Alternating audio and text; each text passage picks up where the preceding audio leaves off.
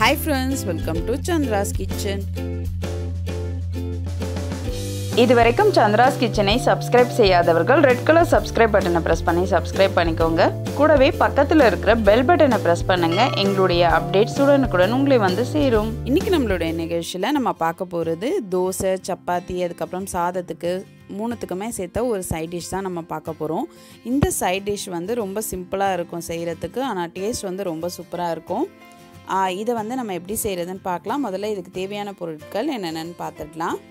Mushroom, இதை வந்து நான் சுத்தம் பண்ணி எடுத்து வச்சுருக்கேன். தேங்காய் துருவல், வெங்காயம், தக்காளி, இஞ்சி பூண்டு நசுக்கி வச்சுருக்கேன். கருவேப்பிலை, உப்பு, மஞ்சள் தூள், எண்ணெய், மிளகாய் தூள், கரம் மசாலா பொடி, கொஞ்சம் சோம்பு.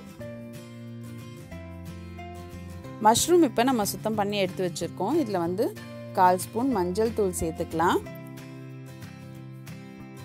1/2 ஸ்பூன் கரம் மசாலா தூள் சேர்த்துடலாம். இப்போ நம்ம காரத்துக்கு 1 ஸ்பூன் மிளகாய் தூள் சேர்த்துக்கலாம். இப்போ இது எல்லாத்தையும் சேர்த்து நல்லா கலந்துடலாம். இது வந்து நல்லா மஷ்ரூமில் கலந்து ஒரு 10 நிமிஷம் அப்படியே வச்சுருங்க. இந்த காரம் வந்து நல்லா இறங்கணும், அதுக்காக வந்து நம்ம இதை கலந்து வைக்கிறோம்.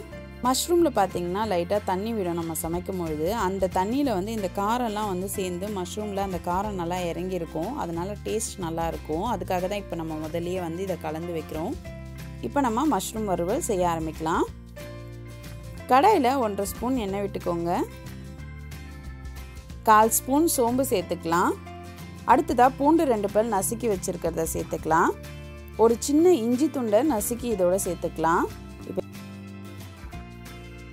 இப்போ இது கூட நம்ம ஒரு வெங்காயம் பொடியாக நறுக்கி வச்சுருக்கிறத சேர்த்துட்டு நல்லா இதை வதக்கிடலாம்.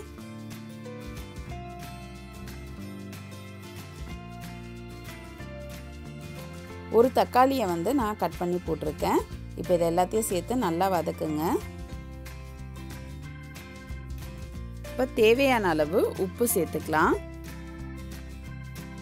இப்போ இதெல்லாம் சேர்ந்து நல்லா வதங்கிடுச்சு. இப்போ நம்ம கலந்து வச்சிருக்கிற மஷ்ரூமை இதோட சேர்த்துக்கலாம். சேர்த்துட்டு இதை நல்லா கலந்துருங்க.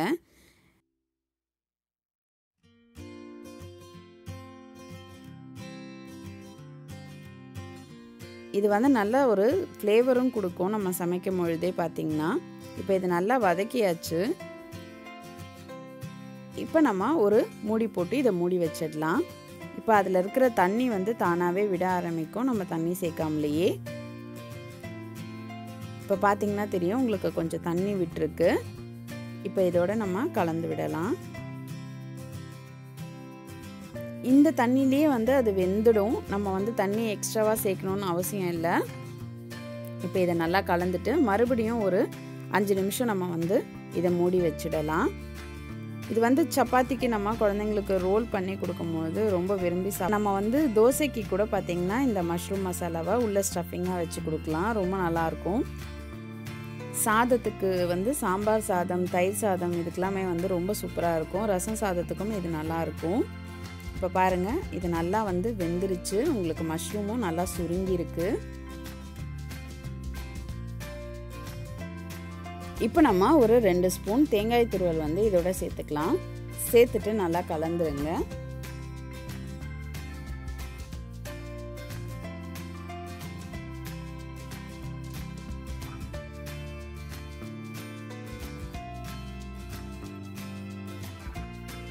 அடுத்ததான் நம்ம கொஞ்சம் கருவேப்பிலை சேர்த்துக்கலாம்.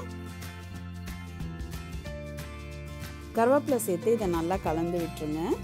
இது வந்து நீங்கள் எண்ணெய் அதிகமாக ஊற்றுனீங்கன்னா எண்ணெய் வந்து நிறைய வந்து உங்களுக்கு வெளியில் தள்ளிடும், அதனால தான் நான் வந்து 1/2 ஸ்பூன் எண்ணெய் விட்டுருக்கேன்.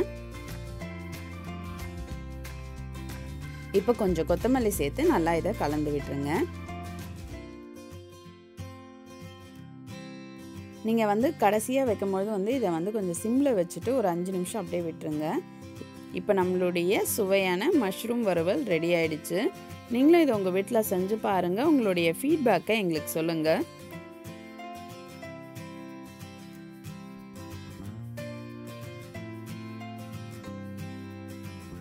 மேலும் இது போன்ற சுவாரஸ்யமான தகவல்களை அறிந்து கொள்ள சந்திராஸ் கிச்சனை சப்ஸ்கிரைப் செய்யுங்கள். உங்களுடைய கமெண்ட்டை கமெண்ட் பாக்ஸில் போடுங்க, லைக் அண்ட் ஷேர் பண்ணுங்கள்.